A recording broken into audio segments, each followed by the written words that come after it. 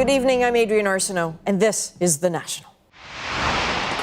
I accept, okay, my son's life taken away, but I'm not accepting there's no justice.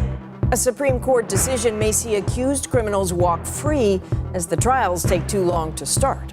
We trusted the system, and it failed us. Will this lead to defendants buying time?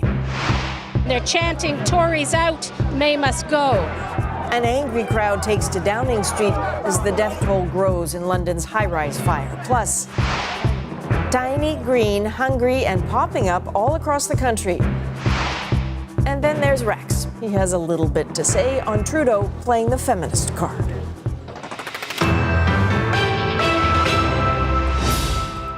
It would be difficult and painful enough to be the victim of a serious crime in this country, or a loved one. Yet imagine adding the following insult to your injury. After police charge a suspect, but before the case goes to trial, the court throws it out, all because the process beyond your control just took too long. Today, the Supreme Court of Canada made it clear that is the law. Catherine Cullen explains. What do we want? Justice! It felt like an injustice to some in Ottawa in November after a man accused of first-degree murder walked free. His trial was called off because of a nearly 4-year wait. We got punished for the loss of my child, and now I'm being punished by the system. In Montreal, a woman who says she was sexually abused hundreds of times by her stepfather watched him walk free in April because of a 5-year wait for trial. C'est comme si, c'est pas grave qu'il vous a abusé. On s'en fout. They're some of the results of what's known as the Supreme Court's Jordan ruling. And today, in a unanimous decision, the court stood its ground, keeping to its maximum time limits for a trial, 18 months for provincial courts, 30 for Superior Court. Jordan is a game changer. When the system shifts gears, there are going to be casualties. Michael Crystal is a lawyer for the man at the center of today's appeal, James Cody. He was facing drugs and weapons charges. His trial was expected to take just 5 days, but 5 years after he was charged, it still hadn't begun. This case is all about access to justice. It is about the dignity of a trial. Some have talked about the potential for thousands of cases to be thrown out because of the Jordan ruling.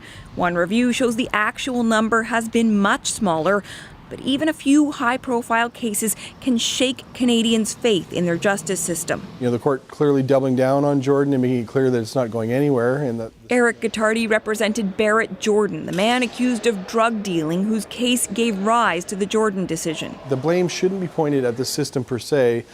It should be pointed at the government. And the fact that the system has been underfunded across the board. The Prime Minister says officials are taking the situation seriously. It's part of what has become a bit of a troubling pattern. And we need to make sure that we are working hard to ensure that justice is swift and properly meted out. He notes federal and provincial justice ministers are looking at solutions. That includes issues like faster bail hearings, preliminary inquiries, and reclassifying some offences. The opposition said today it wants the government to hurry up and nominate more judges, something the Prime Minister says they're working very hard to do. Catherine Cullen, CBC News, Ottawa.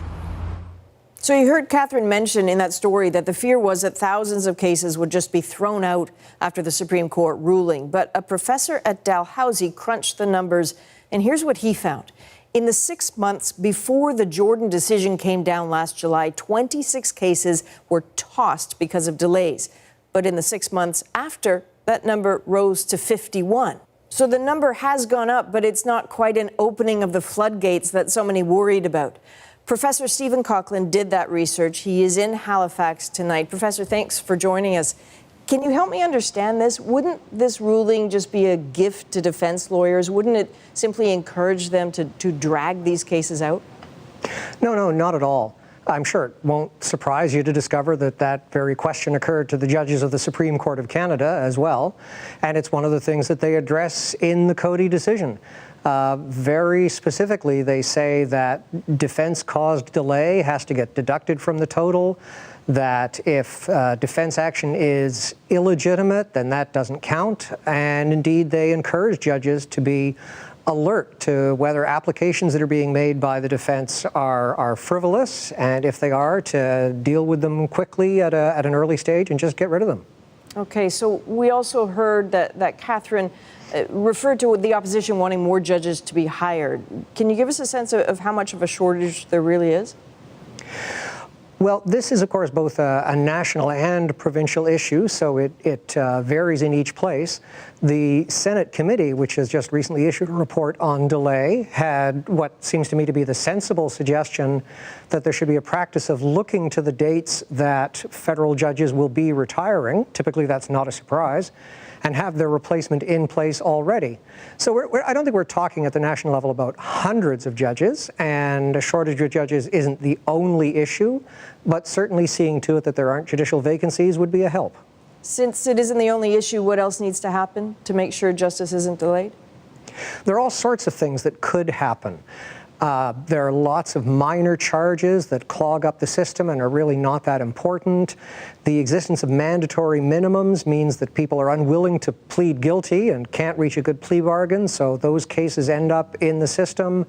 There are practices in individual courts where new case management techniques or early conferences might deal with things more efficiently.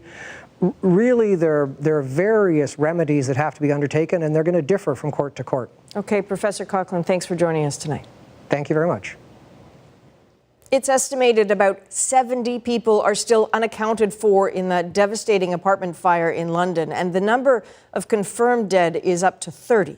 Shock that turned to grief has now hit a new level of anger as protesters pushed their way into council today and shouted at the Prime Minister. The CBC's Margaret Evans was there. An anger that won't be denied. That was the message of protesters forcing their way into the premises of the town council responsible for the ill-fated Grenfell Tower. People furious that it was allowed to happen in the first place and at the response they've received since it did. I understand that the response we get from the council is not satisfactory. The whole procedure is chaos. We are sent from hospital to hospital to shouting. Why is there not community health for family members? Why? Other protests sprang up like small fires, spreading. This one en route to Downing Street. As you can see by the signs people are carrying, this protest is becoming increasingly political, and they're chanting, "Tories out, May must go." The Prime Minister, Theresa May, was heckled earlier in the day when she visited victims of the fire. It's a PR stunt. I don't know why the church let her in. Today, May announced a £5 million emergency fund to help people cope.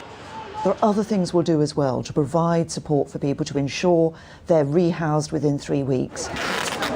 A huge grassroots volunteer operation has helped fill the immediate gap for some of the needs of those left homeless. But the perceived absence of local government officials continues to fuel anger on the streets. We haven't met anyone from the council that's actually come here and speak to anyone. There is frustration, too, with the lack of progress in identifying victims, those with loved ones missing still living in hope or denial. Firefighters are exploring the ruins of the tower, but gingerly. It's going to take a period of time for our specialists, both from the police and the London Fire Brigade, to fully search that building to make sure we locate and recover everybody that has sadly perished in that fire. The calls of justice for Grenfell look set to echo through the streets of London for some time to come. Margaret Evans, CBC News, London. 7 American sailors are missing after a U.S. naval destroyer and a merchant ship collided off the Japanese coast. This is the USS Fitzgerald, and that right there is a crushed chunk of its starboard side. At least one injured sailor had to be airlifted off. The damage caused flooding in several compartments. That ship isn't expected to sink, but it only has limited power to get back to shore. The other vessel, a Philippine container ship, was also damaged. And doctors gave an update today in the case of Steve Scalise. He's the U.S. congressman shot at a baseball practice earlier this week. The congressman's status remains critical. We are encouraged by improvement in his condition over the last 36 hours. We have controlled the internal bleeding, and his vital signs have stabilized. Scalise was one of 4 shooting victims, including a Capitol Hill police officer. The gunman at Wednesday's Republican congressional team practice died after officers fired back. When it comes to the American probes into Russian meddling in last year's U.S. election, Donald Trump has always insisted that he, personally, is not under investigation. Today, in an early morning tweet, he seemed to change his mind, or maybe not. Paul Hunter tries to explain. Again today, the question for Donald Trump. Mr. President, are you under investigation by the FBI? And again, he didn't answer. But he sure hinted at it in yet another early morning tweet, writing, "I am being investigated for firing the FBI director by the man who told me to fire the FBI director." Witch hunt. Viewed by some as confirming the president's indeed under investigation for firing James Comey last month. A step possibly aimed at thwarting Comey's own investigation into allegations the Trump campaign colluded with Russia to meddle in last year's election. The White House today denied Trump was confirming he's now the target of investigators, suggesting instead he was, in a sense, just venting over such news reports. But Trump's tweet also singles out Rod Rosenstein, the Deputy Attorney General now overseeing the broad investigation into Russia. Trump once suggested it was Rosenstein who led him to fire Comey, only to then seemingly backtrack. He made a recommendation, but regardless of recommendation, I was going to fire Comey. Some worry today's tweet is a hint Trump is now set to fire Rosenstein and then dispense with Bob Mueller, hired by Rosenstein to investigate all of this, including, reportedly, Trump himself. It certainly sounds like the president is adding Rod Rosenstein to the enemies list, along with Bob Mueller and James Comey and an ever-increasing number of people. If so, it would be a stunning shakeup. Democratic Senator Dianne Feinstein, in a statement today, said of Trump, he believes the rule of law doesn't apply to him and that anyone who thinks otherwise will be fired. That's a blatant violation of the president's oath of office. Meanwhile, another Trump insider is, as they say, lawyering up on this. A day after the vice president hired a lawyer to help deal with the Russia investigation, today Donald Trump added a lawyer to his team, along with word one of Trump's personal lawyers has himself hired a lawyer. It's been that kind of week at the White House. Paul Hunter, CBC News, Washington. Canada's electronic spy agency has a warning about Canada's next federal election. It says this country could experience what the Americans did during their last campaign: cyber espionage, misinformation, fake news designed to spread doubt and confusion. So is Canada ready for that? Katie Simpson takes a look. In a rare public appearance, Canada's top electronic spy delivered a warning. We do anticipate to see cyber attempts to influence the election. We believe multiple hacktivist groups could make such attempts. To fight the expected attacks, Ottawa outlined its assessment of cyber threats today and its plan to prevent election meddling. The strategy so far focuses on prevention, warning parties and politicians they're likely targets for hacking and that social media can be used for disinformation campaigns. But the minister in charge isn't indicating who they're watching. From a defense point of view, it doesn't matter so much who's behind it because we actually need to be able to protect ourselves against it. I have to believe that the government, as well as the CSE, our national security institutions, are very much concerned about the activities of Russia. Russian hackers are widely suspected of interfering in the American election. U.S. intelligence officials say there is no doubt they stole information from the Democratic Party and released it, trying to influence voters in favor of Donald Trump. The Americans, with the billions of dollars they spend on defense and security, if they can't stop hackers, what chance do we have? Well, I would glad we all have an opportunity to, again, increase our resilience. Greta Bosenmayer says no Canadian election has been effectively manipulated before, but anonymous hackers made an unsuccessful attempt in 2015. Her agency will be meeting with politicians of all stripes next Tuesday to discuss preventative measures. We know that these trends are increasing on a global scale, and so we're not immune to them here in Canada. So what we can do to prepare ourselves is really to understand what these threats are. As far as interfering with the actual vote itself, the risk is lower, since much of the voting process is still done by hand on paper. Katie Simpson, CBC News, Ottawa. Coming up, Trump changes course on Cuba. We'll take a deeper look at the consequences and laying out the Trudeau government's unfinished business, why it may want to keep things that way. Helmut Kohl, the longest-serving leader of Germany in the post-war era, has died. Flags at the European Parliament were lowered to half-mast in honor of the former chancellor. Kohl was crucial to reuniting East and West Germany after the fall of the Berlin Wall. Former Prime Minister Brian Mulroney was among the dignitaries to pay tribute today. Oh, I'm going to remember him as a giant of Europe and a major player internationally. He was a delight to work with as well. Kohl has been frail since suffering a bad fall a decade ago. He died today at home at the age of 87. Now, Russia made quite a claim today that it may have killed the leader of ISIS, but it's not entirely sure. If Abu Bakr al-Baghdadi was killed, it was in an airstrike last month. As our Middle East correspondent Derek Stoffel tells us, the claim is raising more than a few skeptical eyebrows. His is the face that inspired many to join ISIS, a face rarely seen in public. Today, Russia's defense ministry says it's investigating whether Abu Bakr al-Baghdadi is now dead. Moscow says it appears the ISIS leader was killed in a major Russian airstrike in Syria nearly 3 weeks ago. It's unclear why it took Moscow so long to announce word of his possible death, which even top Russian officials caution has not been confirmed.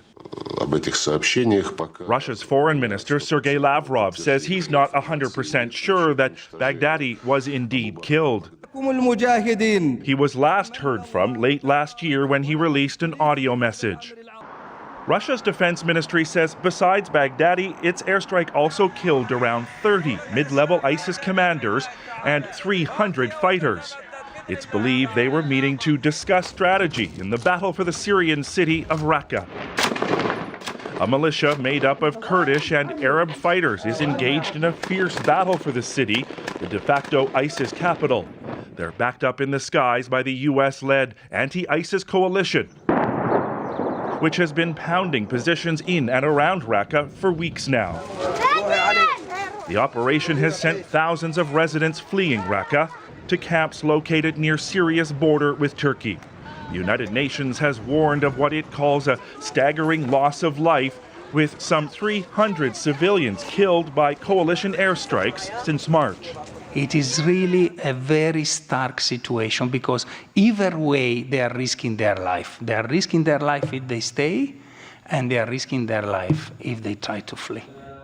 If Baghdadi is indeed dead, it will be a significant blow to ISIS, the most prominent killing of a terrorist leader since Osama bin Laden. The American military is urging caution about the Russian claim. Baghdadi has been declared dead before in accounts that proved to be untrue. Derek Stoffel, CBC News, Jerusalem. There are, by the way, a few more reasons to be suspicious of claims that al-Baghdadi may be dead. ISIS is usually the first to announce when its members have been killed or when it's carried out an attack. And some intelligence analysts wonder if he would really risk attending that meeting in Raqqa, as it would make him a sitting target for U.S.-led coalition forces closing in. Those assaults are so fierce that ISIS commanders have started regrouping in a new stronghold near the Iraqi border. A big business deal is creating an unexpected partnership. The company, synonymous with doorstep delivery of every kind of product, is buying another giant that sells high-end produce.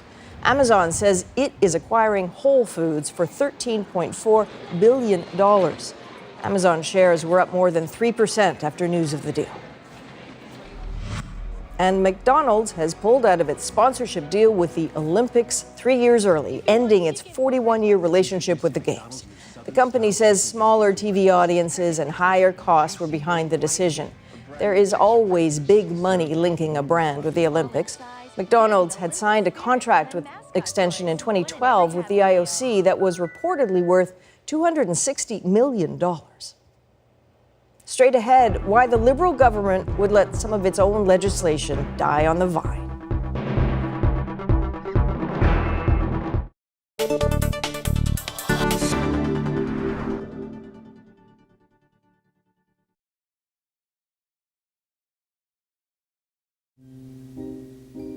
America's agony is growing darker, going deeper, and dividing its people as only the Civil War did in the past. Richard Nixon is a shrunken president, a man clinging to a power that is dwindling daily. I welcome this kind of examination because people have got to know whether or not their president's a crook. Well, I'm not a crook. If the many allegations made to this date are true, then the burglars who broke into the headquarters of the Democratic National Committee after Watergate were in effect breaking into the home of every citizen of the United States. Republican support for President Nixon on the House Judiciary Committee was clearly collapsing today. That Richard Nixon has, beyond a reasonable doubt, committed impeachable offenses. We have direct evidence coming out of the mouth of the President of the United States that he not only condoned, but he directed these cover-up operations. At what point did President Nixon corruptly abuse the IRS? I have never been a quitter, but as president, I must put the interests of America first. Therefore, I shall resign the presidency effective at noon tomorrow. Who's ever seen him? There's the president waving goodbye, and you hear the applause.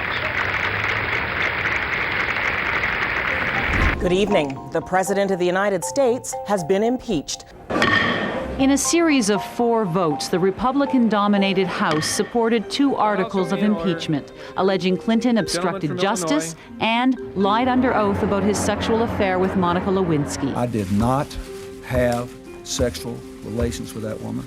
The Monica Lewinsky sex scandal dominated the U.S. political scene for 1 year and 1 month, precipitating the impeachment trial. That ended today in a matter of minutes. U.S. President William Jefferson Clinton was acquitted on 2 articles of impeachment. Not guilty. Aides said Clinton didn't even bother watching the historic votes. Afterwards, though, he made one more apology for his misconduct before appealing to everyone to move on. This can be, and this must be, a time of reconciliation and renewal for America.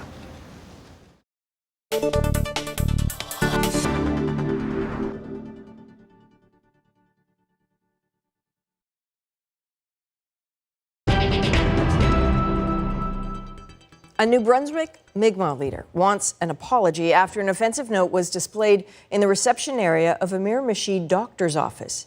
It reads, "Native people, please don't ask for tranquilizers or pain medications."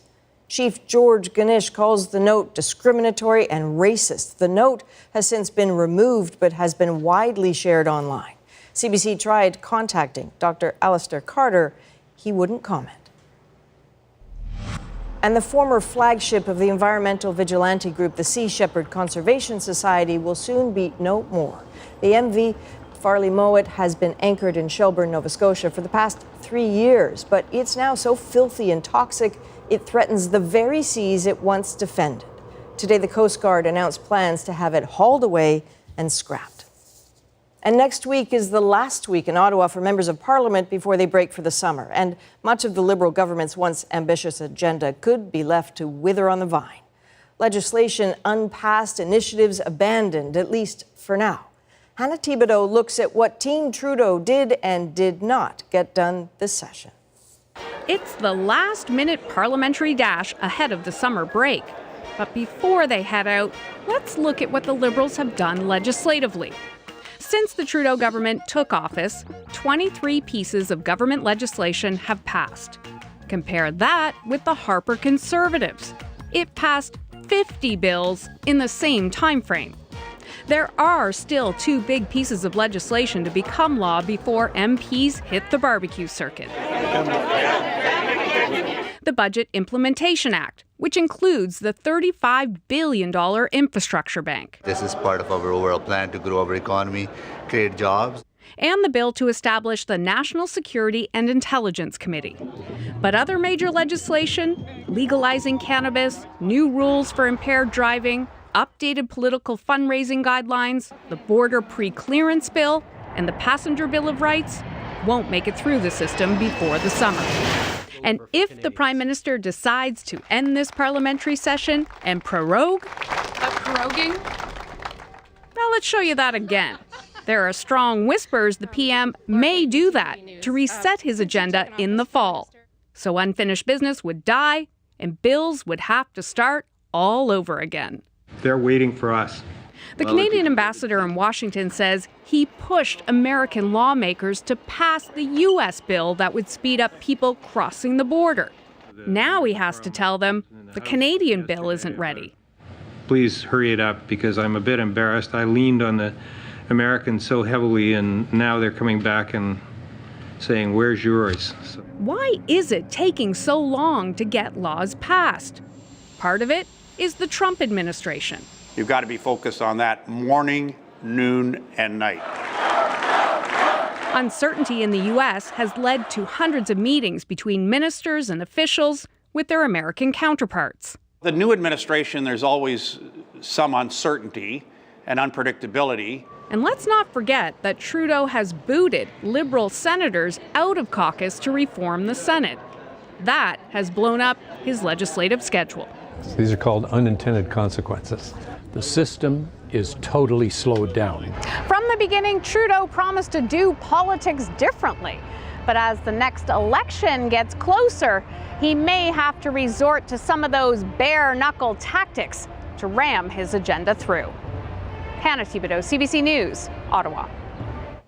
Alberta's economic situation could finally be changing for the better. A new report says the province's human capital is staying put or coming home. ATB Financial says the once huge exodus of workers from Alberta has slowed to a tiny trickle. Just over 18,000 people left in the first part of the year, but almost 16,000 people returned or moved to Alberta.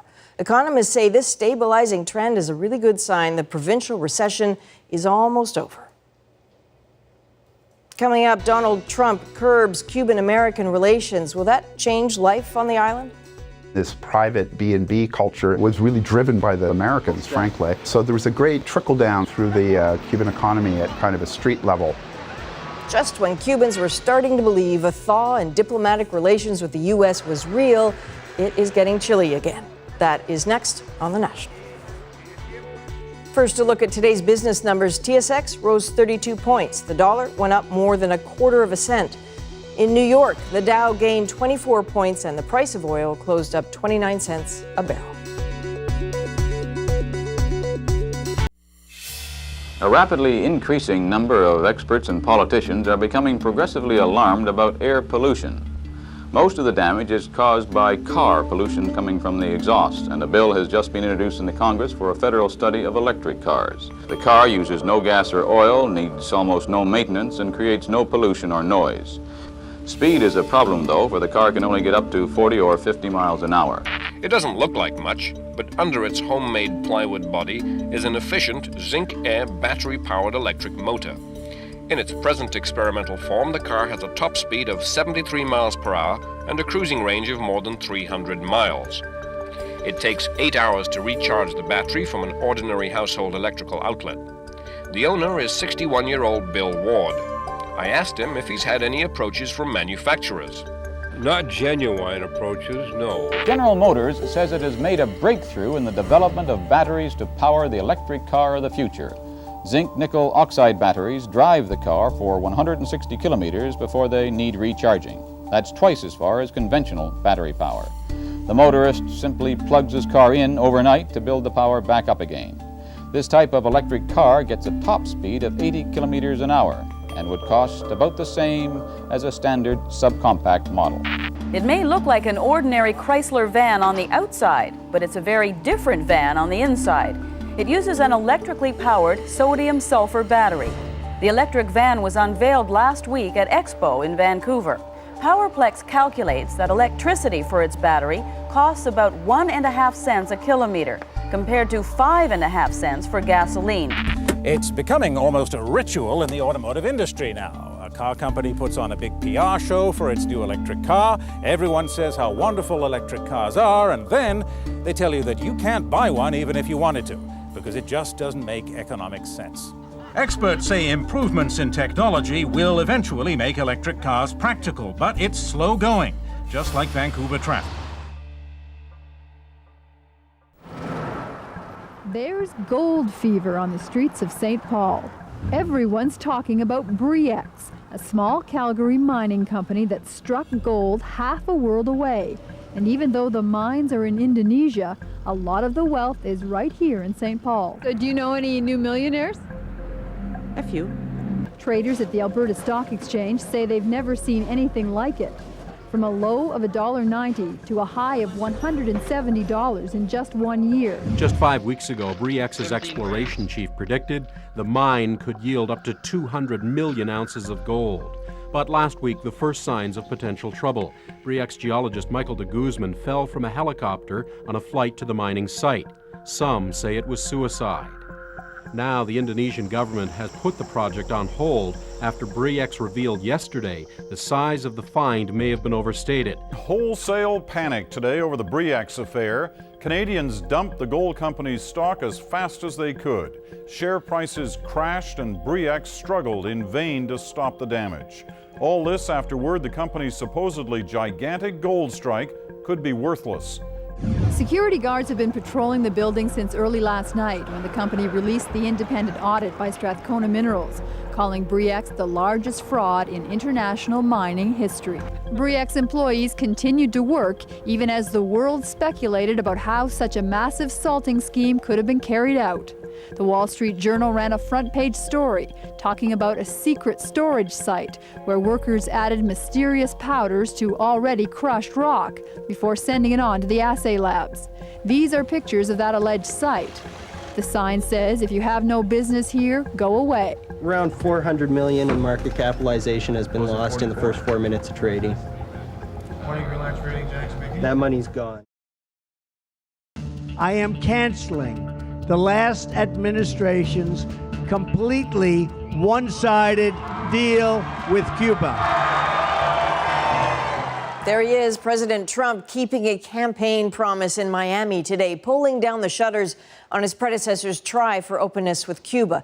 Trump's directive means that U.S. citizens cannot travel as individuals, only in groups for educational purposes.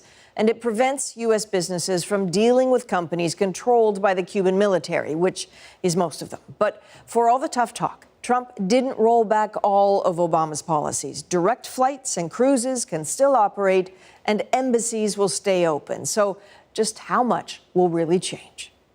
And now that I am your president, America will expose the crimes of the Castro regime and stand with the Cuban people in their struggle for freedom. The way Trump talked today with a single stroke of his pen, he was undoing years of coddling of the Cuban regime. I am canceling the last administration's completely one-sided deal with Cuba. Watching every moment of that political performance was Mark Entwistle. He's a former Canadian ambassador to Cuba and consultant for those looking to do business there. Bingo. Thank you, darling. Oh, do I love you too. I'm a little bit speechless. You could have been back in a spaceship or a time traveler to 15, 20 years ago, and it would have been the same stuff. I mean, the bottom line of what they're doing is clamping down and tightening up on the travel of Americans. That's the core of it. You know, when you strip everything away, that was the essential core of what President Obama did, to allow individual Americans to go and visit Cuba on what they call in American parlance self-directed travel. Today, the United States of America is changing its relationship with the people of Cuba. When Obama normalized relations with Cuba, that meant the embassy was reopened. Restrictions on banking and communications were lifted, but it was travel that mattered most. The first U.S. cruise ship in more than 50 years, the first U.S. flight, all of it tourism that sort of skirted around an embargo that never actually got lifted. The embargo is going to end. When? I can't be entirely sure? Tourism is illegal. Tourism to Cuba is illegal in the United States. It always has been. It continues to be. It was illegal during the Obama years. But he liberalized the number of categories Americans could do, and by self-declaring, they could go. They took a more liberal approach to interpreting what educational travel was all about. So you had a very large increase in the number of Americans. So Americans started showing up and they brought cash. This private B&B culture in Cuba was really driven by the growth in the number of Americans, frankly. They hire private tour guides, they use private taxis, et cetera, et cetera. So there was a great kind of a trickle down through the Cuban economy at kind of a street level. The Rolling Stones rolled in for a free concert. Chanel staged a fashion show, and just last month, the country's first five-star hotel opened its doors. But now what? Trump's rules will still let cruise ships and planes into Cuba, but who's going to be on board? The turnaround on Cuba today won't surprise some Cubans. Back in 2015, when the ice between the U.S. and Cuba was just starting to melt, I sat down in Havana with Ramses, a prominent Cuban political cartoonist. He saw the diplomacy then as a high-wire act. We must really be careful. His most recent cartoon doesn't exactly ooze optimism.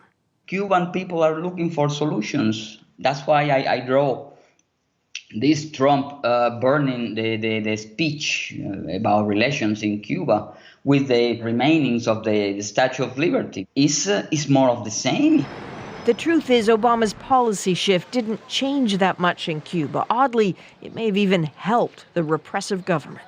The Cuban state, the Cuban government, clearly would have made some economic benefit from increased U.S. travel, without question. Yeah, we have a luxury hotel in Havana. The cruisers come more frequently, but all of this benefit that comes to for the government. The government take all of this money. You don't see that the people can, develop other options. But if the point of isolating Cuba for all those decades before was to promote human rights, well, that was a clear failure. The government are accustomed to deal with this kind of politics. Hardline won't solve nothing. Trump's rollback may thrill the crowds of Cuban exiles in Miami today, but it's not popular with large swaths of the U.S. U.S. business remains very interested in this. They're always looking for new business. It's 11.5 million people, 90 miles away, and they'll go back at it. And they'll go through this again in another cycle. Polling shows nearly three-quarters of Americans favor not just diplomatic relations with Cuba, but an end to the embargo. And that includes more than 60% of Republicans. Ramsey's old cartoon about the High-Wire Act still works. Because the moments we are living in right now, it's the answer for this first cartoon I made. Maybe the guy hang in the tightrope. And that suspense is building because Raul Castro, Fidel's brother and successor as Cuba's leader, won't be around for much longer. Castro will step down as president literally next year. This is what I think very, very historical news for Cuba, because we haven't presidential elections since, more than 60 years. That's why Ramses drew a second cartoon. A Cuba looking for something, but is blind by it, even by the nationalism. No matter how cold relations with the U.S. get, Cuba may not be as frozen in time as it appears. Its future may be now in its own hands. They become quite accustomed to living without the United States, frankly. My own view, it doesn't matter one whit. Truly, at the end of the day, what an American administration does. Rex Murphy is coming up next, and later, an infestation that is growing inch by inch.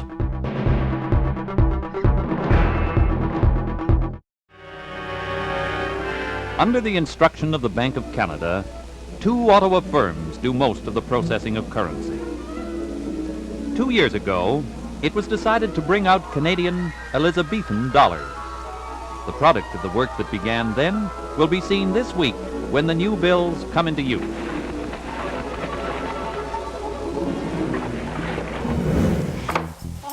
Just get some open here and give to the tellers. The new bills look a little strange at first. A more mature Queen Elizabeth is on the front, Robins claim territory on the back. The bills are more detailed, more colorful.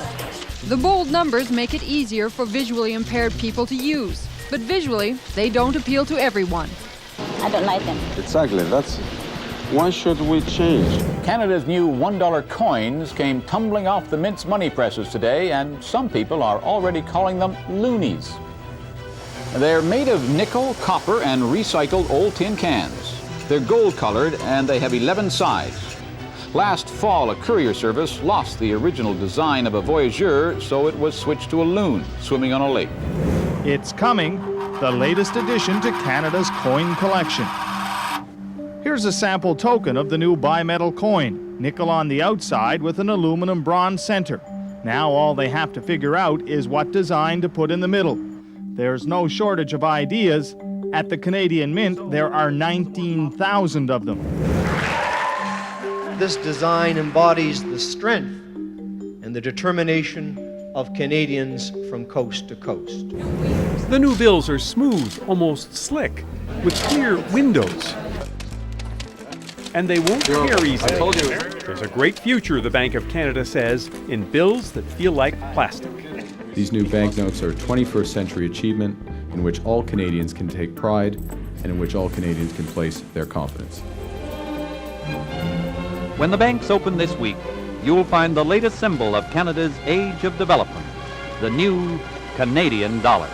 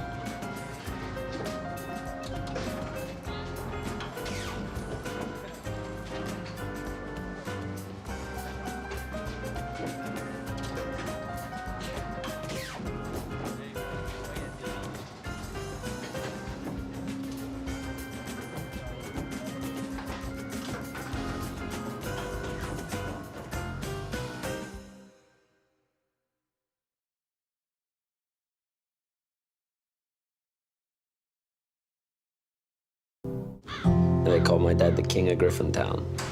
A few days ago, the parole board decided my old man's never leaving prison. You're nothing like him.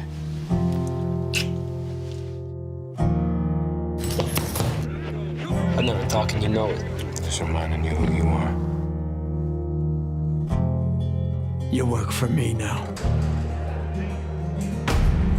I love you, Ron. I love you too.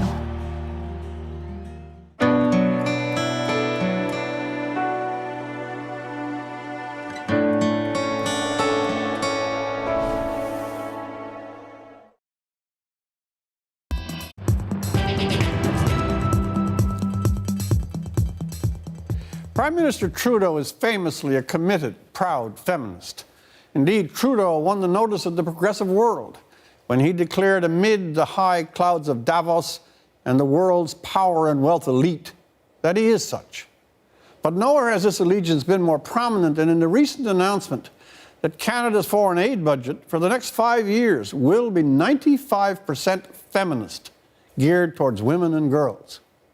Now, if we take the view that foreign aid should help the least of the least, those suffering who suffer the most, the weakest of the weak, regardless of gender, I find it hard to see how tagging a gender designation on foreign aid can have any logic or even coherence.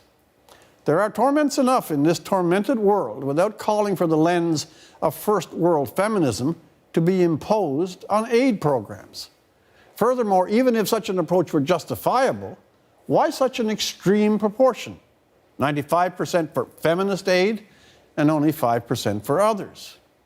Is the pain or hunger or torture or dislocation of a man any less a tribulation than that of a woman? Perhaps even more to the point, if aid is really directed to the utterly vulnerable, should not children have the priority focus, both in obedience to the laws of mercy and fealty to the incontestable understanding that cruelty and harm to children is the darkest category in the terrifying catalogue of despicable human malice. That said, there is one area where the Prime Minister's feminist credentials could have impact, and where all that is really needed is not aid, but his voice.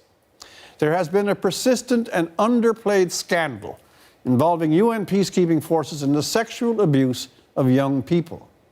For over a decade, in a spread of countries, including the Democratic Republic of Congo, Haiti, Ivory Coast, Libya, Mali, and Sudan, there are scores of incidents, vile and cruel, committed by the savior peacekeepers.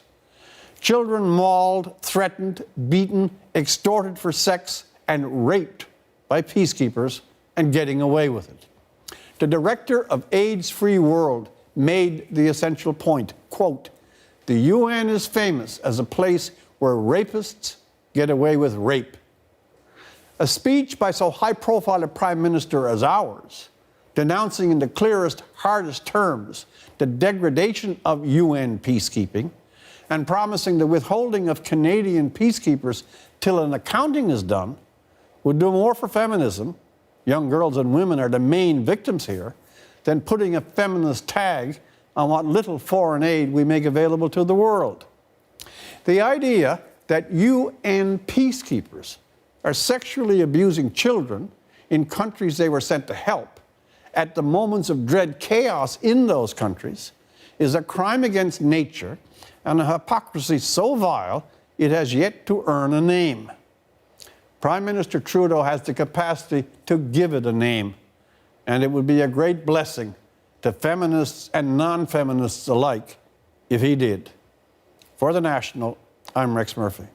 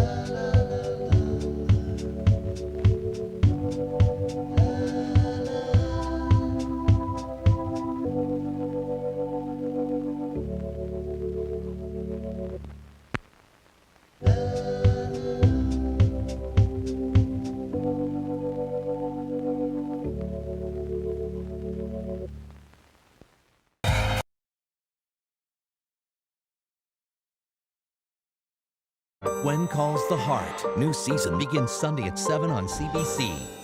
I'm Louis Fortin from Fredericton, New Brunswick, and this is my story. I think young Canadians should pay more attention to the way they embrace their health. I really believe having a healthy lifestyle has the greatest impact on what we can be as a person in the future. They called my dad the king of Griffintown. A few days ago, the parole board decided my man's never leaving prison. You're nothing like him.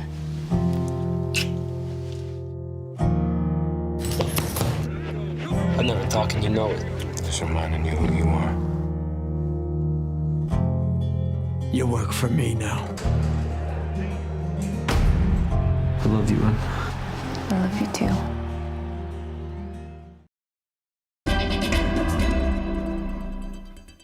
Los Angeles paid special tribute to actor Adam West last night.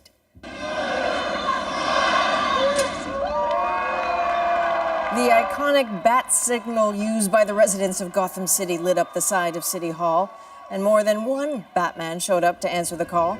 West died last week at 88 years of age. He played Batman in the 1960s TV series that became a cult classic. And an update now on yesterday's rescue mission of this young beluga whale. After being trapped in a northern New Brunswick river for 2 weeks, he was carefully taken out, then airlifted to a new home in the St. Lawrence River. Wildlife experts say he was last seen with 3 other young beluga whales. They are hoping they will become his adoptive pod. And homeowners, cities, and arborists in various parts of the country say they are under attack, not from a big threat, but an epic number of tiny worms and caterpillars, which are leaving behind slippery messes and devastating damage. Havard Gould went to have a look. They're everywhere, right? Inchworms, cankerworms, whatever you call them, a lot of trees in Ontario are under attack. People, too. There's poop everywhere when it rains. It gets slippery. Our daughter slipped in it. Our 90-pound dog has slipped in it. It's just disgusting. There are vast numbers of tent caterpillars in Winnipeg, also disgusting to many. I had to roll my hood up in the back just so they don't fall in there and then get inside into the sweater itself. Many cities spray to control caterpillars. Some that don't are now debating the idea.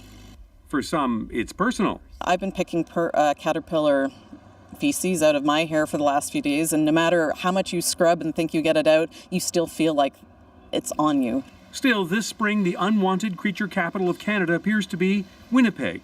This is caterpillar frass, the fancy word for the droppings left by Winnipeg's triple threat of cankerworms, tent caterpillars, and elm spanworms. This is a highly unusual year for us to have 3 tree pests at the same time. They have cycles every 10 or 15 years, completely natural population explosions. But some suspect climate change may be boosting everything. Yeah, it's a boom-bust thing, and this is a kaboom bust. Daniel Brunton is an ecologist who recently drove from Ottawa to Victoria, stunned by the arboreal devastation he saw along the way. Hundreds and hundreds of kilometers of continuous stripped forest. In Toronto's High Park, many black oak trees appear to be in midwinter form in June. And the Swiss cheese. It's total Swiss cheese, exactly. Diana Teal says older trees are the ones most at risk of not recovering. Normally at this time of the year, these canopies of these trees would just be full, and right now they're almost completely defoliated. For people getting fed up, it can't last much longer. In some areas already the end is near. But some are forecasting it will also be a banner year for mosquitoes. Havard Gould, CBC News, Toronto. A Syrian-Canadian photographer is helping to dismantle stereotypes of refugees. Amina Halabi says her students, who are newcomers to Canada themselves, to document what they see and experience in their new home, and it's helping them process the atrocities they lived through in Syria. Her work was recently profiled by the CBC art series Exhibitionist. If I go back to Syria and I would choose one picture to take, I will definitely take a picture of my mother's village where I used to go and visit during the summer. I don't know if I'll ever be able to go back and see that village. unfortunately, it's been bombed and destroyed.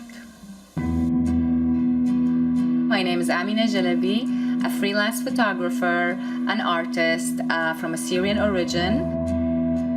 When the Canadian government last February decided to welcome 25,000 refugees, I wanted to help in any way possible. I saw amazing efforts in collecting clothes, furniture, winter coats, and definitely this is needed. But for me, as an artist, I needed to do something different.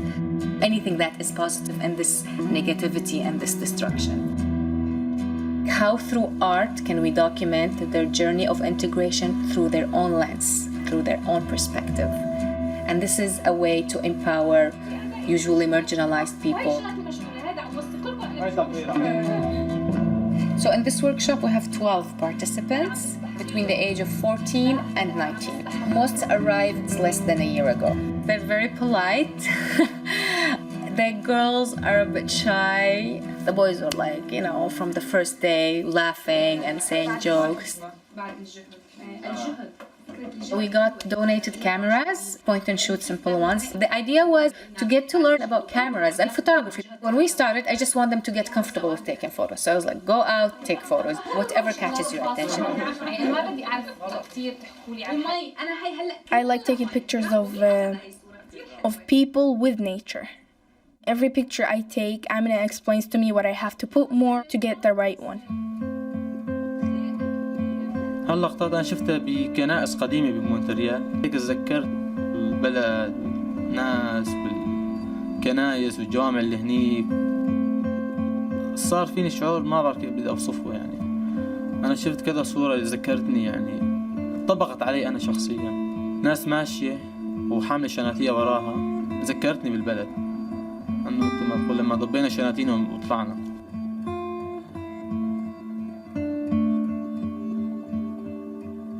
لما صورت النهر والبواخر ذكرت الناس اللي طلعت بالبحر وسافرت، الأطفال اللي غرقت بالبحر. مسافات جدا بآلاف الكيلومترات في بيننا وبين هنيك. في ناس تقول إنه خلاص تبدأ حياة جديدة. أوكي أنا ببدأ حياة جديدة بس أنا ما راح أنسى هنيك شيء أكيد طبعا. We're trying to get it out of our head because if we keep thinking about it, all we're gonna have is anxiety. We just have to focus on building our future here.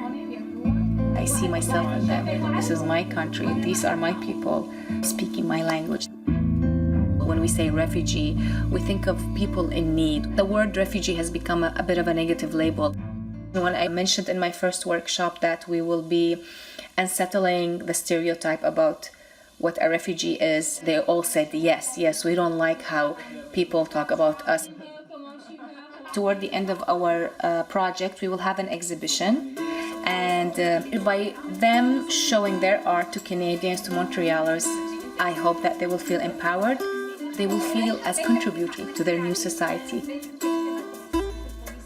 Arriving here 22 years ago, there's this time distance with Syria, not only a physical distance.